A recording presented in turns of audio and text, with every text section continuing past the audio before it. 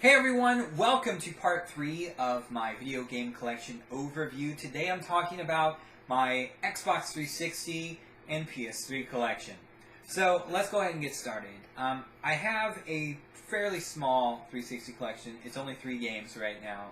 I used to have a bigger collection but wound up trading them in when I traded in my original 360 console. Now that I have the system back, I definitely want to kind of expand my collection a bit. Although I think I've kind of gone more towards PS3, that is my main system of choice now. So I think I'm going to stay away from a lot of the multi-plats and stick to console exclusives. But let's go ahead and get started. First up, this is one from my previous collection, but it is Conan. This is a decent little hack and slash game. Nothing too special about it, but still a fairly fun game. Then got Halo 4. This is what actually came with my new Xbox 360 system. Haven't played too much of it yet, but overall, you know, from what I played, it seems to be just like any other Halo game. So fairly fun. This one, I really don't know why I bought it. You know, I heard that it wasn't going to be available anymore, that there weren't going to be any more in GameStop. Something to do with the actual developer of the game going under or something like that. I don't know. I probably just didn't really... I should have done more research on it, but it is too human.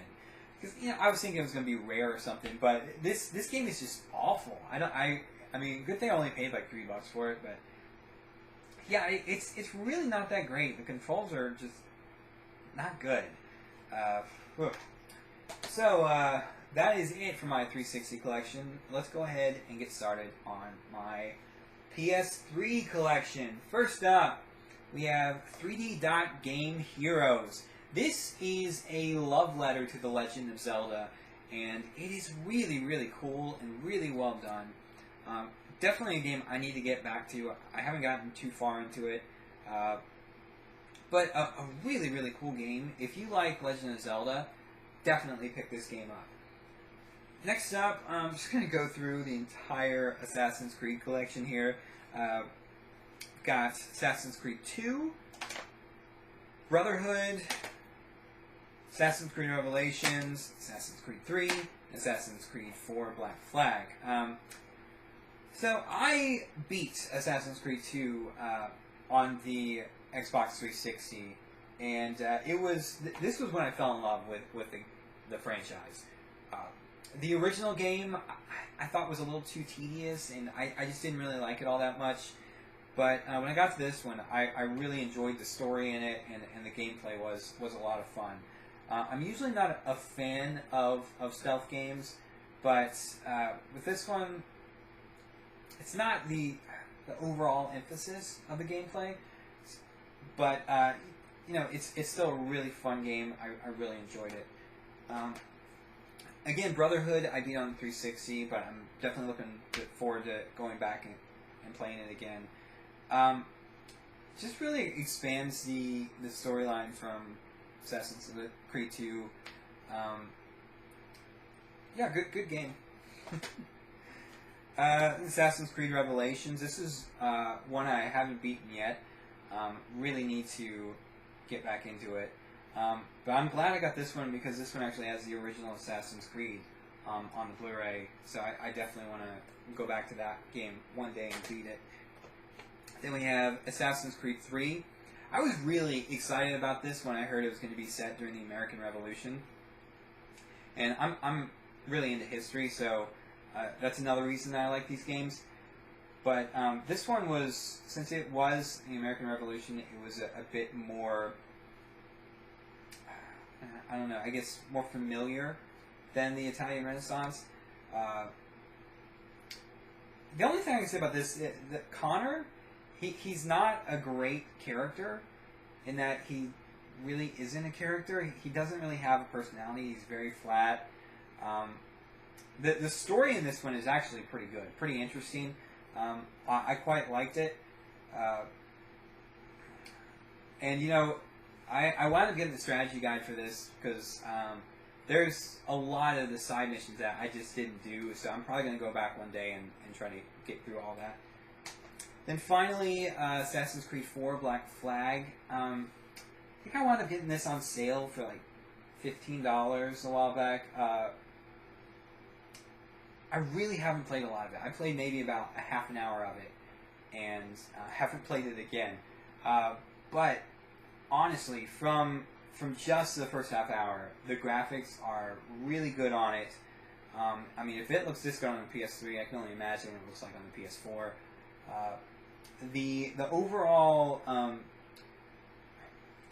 HUD system that they have, they definitely made that look a lot sleeker, and the story goes off in a new interesting direction, which I'm really interested to learn more about that. So definitely need to get back into this pretty soon. Next up, got Battlefield Bad Company 2. I've got this on PC, but I just never really got very far into it, and I figured why not get it on PS3. It was fairly cheap. Now it says this is the Ultimate Edition, but I got this used, so I don't really get the Battlefield 1943. I really enjoyed Bad Company, the original one, because of the characters in it, and yeah, I'm definitely gonna have to play this sometime soon. Next up is Wonder Book, Book of Spells. This is used in conjunction with the PlayStation Move here, and this actually came with a book. I don't have it with me right now. It's in another room, but what's really neat is you'll have the book open, and you'll have the PlayStation camera focused on the book, and it'll actually look like things are popping out of the book, and you can use the PlayStation Move controller here and it'll actually act like a magic wand.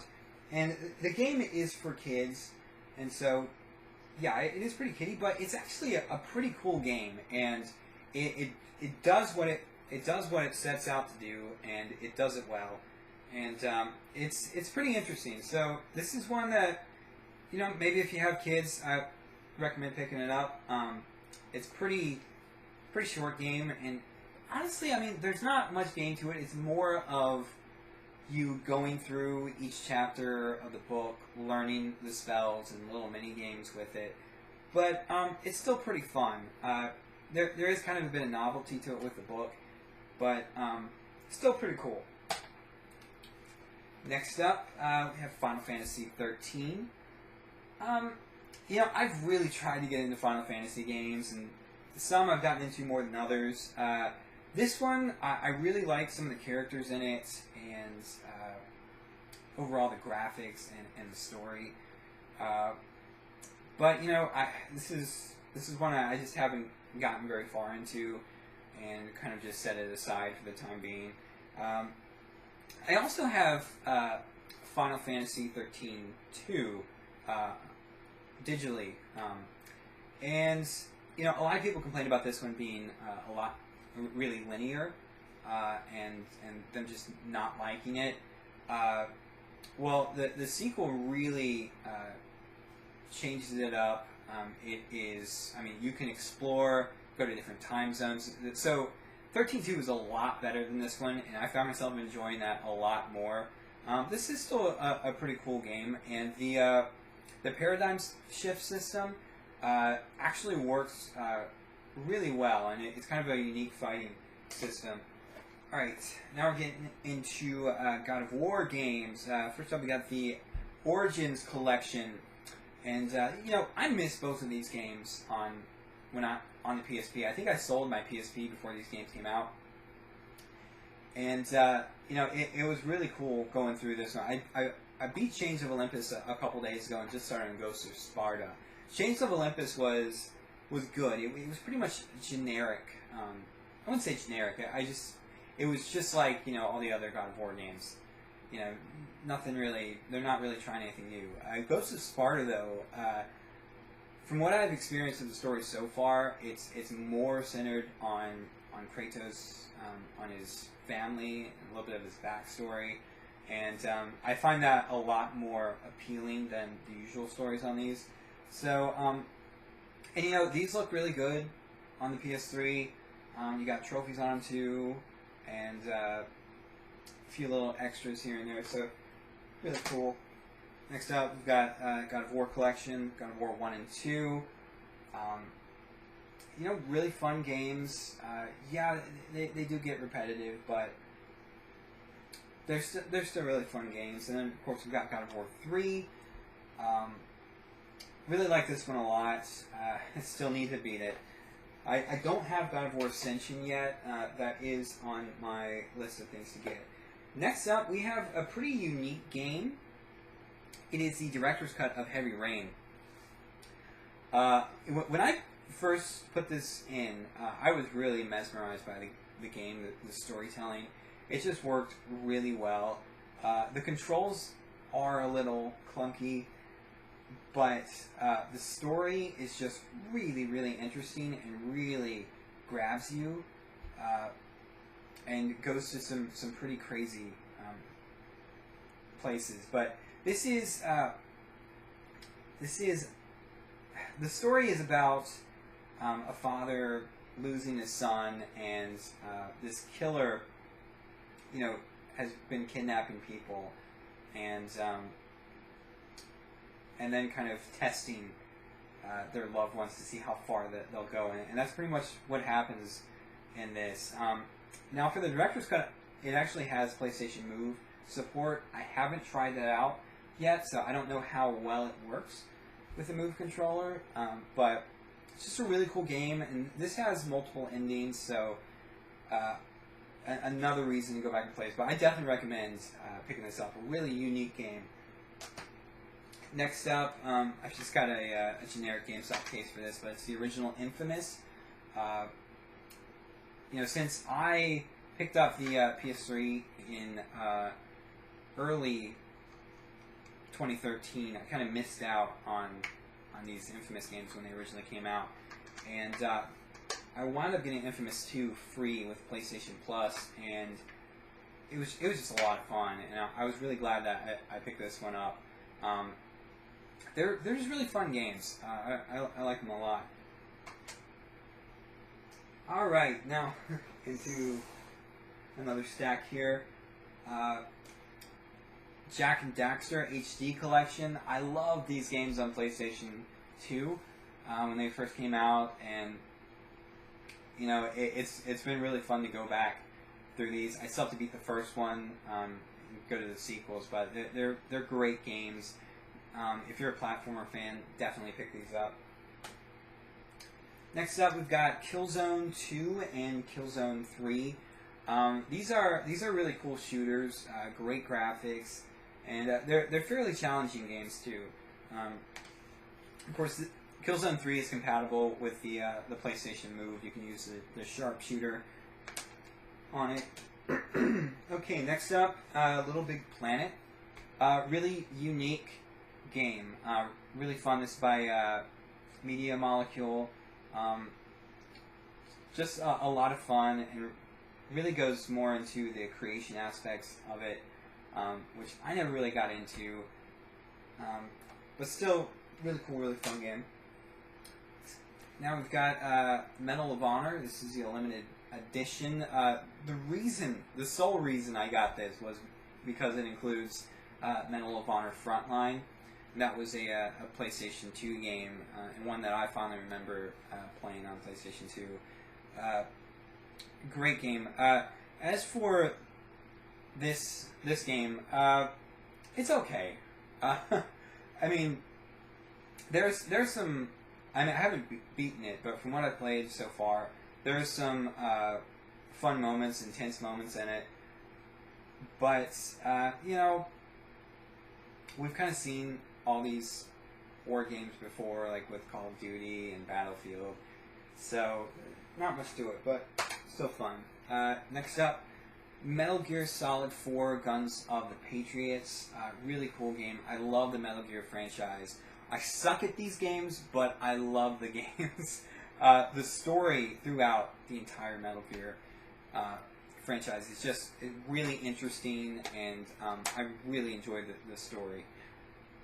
I'm looking forward to Metal Gear Solid 5. Next up, PlayStation All-Stars Battle Royale. This is pretty much Sony's answer to Nintendo's Super Smash Bros.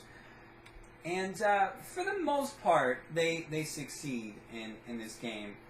I think some elements of the game are a little unbalanced. But overall, this is a pretty fun fighting game that you can have a lot of fun playing with your friends. But, you know, Crash Bandicoot really should have been in this game. It would have been awesome if he was a character in this. But sadly, he is not. I really wish that they would make another Crash game. Next up, we've got the Prince of Persia trilogy. This includes The Sands of Time, Warrior Within, and The Two Thrones. These are other games that I absolutely loved when I originally played them on PS2, and I'm really glad to have them in the trilogy form. Sands of Time is a lot of fun. I think it's the other games kind of became a bit more combat heavy than Sands of Time, but they're all just really good platforming games in their own right. Next up, a couple more Prince of Persia games. Prince of Persia: The Forgotten Sands. This is pretty much set, I think, in between one or two of these games. I'm not really sure, but it's part of the original Prince of Persia franchise. And it is, you know, a really fun Prince of Persia game. I quite liked it. Unfortunately, there's really no replay value in it, other than trying to get, you know, some of the trophies. But overall, it's a pretty fun game. Fairly easy if you can level your powers up pretty quickly. But really fun game. Then we've got the I think this came out 2008. Yeah, Prince of Persia. This is one that I originally played on Xbox 360, and I quite like this game. The prince is I can't think of the guy's name now. He's voiced by the same guy that voices Nathan Drake in Uncharted. I can't believe I can't remember his name right now, but yeah, it's kind of an interesting game. It takes a lot of the kind of same wall run acrobatics from the previous games, but kind of does some different things with them, and it also has kind of these cell shaded look, excuse me, to it, and it's works fairly well. I gotta say, like, there is a downloadable epilogue for this game, because the ending to this game blows. It really does. It basically just doesn't end, or it has like the worst ending ever. And there is a downloadable epilogue that you have to play to actually get a real ending. And the epilogue is actually pretty challenging too. So that is something that kind of pisses me off about this game. Alright, last stack here. Next up, we've got Red Faction Armageddon. You know, it's interesting. The game before this, Red Faction Guerrilla, was more about destroying buildings and kind of gaining ground for your faction. This is more of a straight-up third-person shooter. Not that that's a bad thing. Red Faction games, going back to the original Red Faction 1 and 2 on the PC, were straight-up first-person shooters. And of course, they did have that kind of geomod technology where you could pretty much blow holes into walls and stuff and destroy different things. You still have that in here. It's in there, but it is definitely much more of a straightforward third-person shooter. Still fun, though. Next up, we got Resident Evil 6. Haven't played much through this. I've played a little bit through Leon's story. I think there are 2 other separate stories in this. Actually, no, there are 4 unique scenarios. And you know, it's okay, honestly. You know, they've gone in a more action game route for the Resident Evil games instead of the more survival horror ones. And you know, I don't mind that. I'm not a huge fan of survival horror games, but from what I've played of this so far, it's just okay. I don't know if I'm ever going to go back to that. Next up, we got Resistance, Fallen Man, and Resistance 2. They're pretty fun, first-person shooters. Really not much to say about them. We've got the Sly Collection. This has Sly 1, 2, and 3 in high def. And, you know, it is kind of misleading that this says PlayStation Move compatible, because you cannot use the PlayStation Move controller on any of the games. They actually have kind of a PlayStation Move mini games, and it actually does say on the back. But you know, if you see that, you might think, oh, well, you can use them in the games. You can't. But overall, they did a really good job bringing these games to the PlayStation 3. They're fun games. Next up, Skylanders Spyro's Adventure. No, I don't have any kids, but I wound up buying this anyway. It was on clearance. I figured, why not try it out? And it was actually a lot of fun. And I almost was like, I need to buy some of these to unlock some stuff in the game, some of these figures, and I ultimately decided not to. But it's still a, you know, pretty fun game. Next up, Sports Champions for the PlayStation Move. This is pretty cool. It works. PlayStation Move works fairly well on it, and most of the games on it are pretty fun. I mean, I haven't played a ton of it, but you know, it's okay. I've also got Sports Champions 2, which I wound up getting for like $3 on the PlayStation Store a while back, and I mean, it's more of the same from the original. I think they add a couple more games to it, but next up we've got the Tomb Raider trilogy. I was a huge Tomb Raider fan when I had the original PlayStation. I did miss some of the games on PlayStation 2, but I really enjoyed the Tomb Raider Legend game and Underworld. They're just really well done games, interesting story. Tomb Raider Anniversary, I think I had it originally on the Wii, but it's a really well done remake of the original Tomb Raider game. So I mean, it's a really good value. The only thing about this is that with Underworld, I don't think the PS3 version actually has any of the downloadable content. I think that's 360 exclusive. I may be wrong on that. But I actually do have the first two games in this series, but I'm letting a friend borrow. I'm also letting him borrow Kingdom Hearts Remix, which is a fantastic game. But it's I've got Uncharted 1, 2, and of course 3. I love these Uncharted games. I'm a big fan of Indiana Jones. I like the treasure hunter story and adventure story, and these are just really fun, you know, action adventure games. I think probably 2 is the best. I think the second game just has a lot more memorable moments than this one does, but this one's still a really fun game.